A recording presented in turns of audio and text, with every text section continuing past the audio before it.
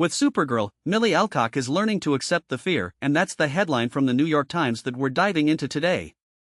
You might know Millie Alcock from House of the Dragon, where she broke out in 2022 playing the young, fiercely contrarian Princess Rhaenyra Targaryen. That role launched her into a level of fame she's still, by her own admission, figuring out how to carry.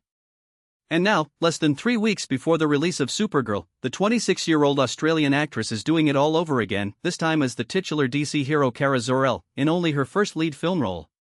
This isn't a small bet. Supergirl reportedly cost $175 million to make, not counting marketing, and needs to clear $315 million just to break even. It's the second film in the retooled DC universe, following last year's Superman, which grossed $618 million, and it comes at a moment when superhero movies are anything but a guaranteed win. No superhero film has crossed the billion-dollar mark since Deadpool and Wolverine back in 2024. The stakes, in other words, are real. But when reporter Clarissa Cruz met Alcock for breakfast in Beverly Hills, the pressure wasn't exactly written all over her face. Makeup-free, dressed simply in a black top and loose Levi's, chatting as easily about her new fluffy black cat, named Guinness, yes, after the beer, as about her iconic new role, Alcock came across as disarmingly grounded. That groundedness, it turns out, is deeply Australian. Back home, she says, quality of life holds more weight than career.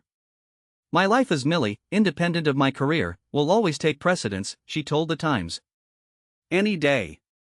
That attitude has been tested. Earlier this year, Alcock ruffled feathers with comments about toxic fandom during her House of the Dragon run.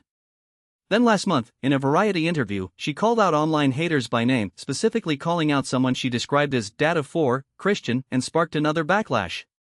She says she regrets it. It was never my intention to isolate a group of people, she said. I'm frustrated with myself for diverting the attention from the hundreds of thousands of people who worked on this film. She's candid about the learning curve. She got into this industry to be a great actor, she says, and now she's realizing that navigating the media is its own separate skill she has to develop. DC Studios co-head Peter Safran is sympathetic. He told The Times it isn't easy for anyone to go from anonymity to stardom that quickly, and that Alcock's raw, unfiltered realness was exactly why he and James Gunn cast her as Supergirl in the first place. He expects her to grow more comfortable with the spotlight over time, but acknowledges it's a process. For Alcock, the character herself helped. She saw a lot of herself in Kara, described in the film as Clark Kent's somewhat chaotic cousin, someone whose bluster masks a traumatized but ultimately kind and resilient core.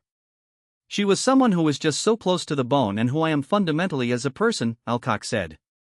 She grew up in Petersham, a suburb of Sydney, with 2 younger brothers. She quit high school in 2018. She says she has ADHD and struggled academically when she landed her first TV role on the Australian show Upright. Her mother Emma, a former nanny who already had a Wonder Woman tattoo before her daughter ever joined the DC universe, encouraged that leap. Alcock even has an E tattooed on her upper back because, she explained, her mom has her back. Between House of the Dragon and Supergirl, though, she admits she spiraled.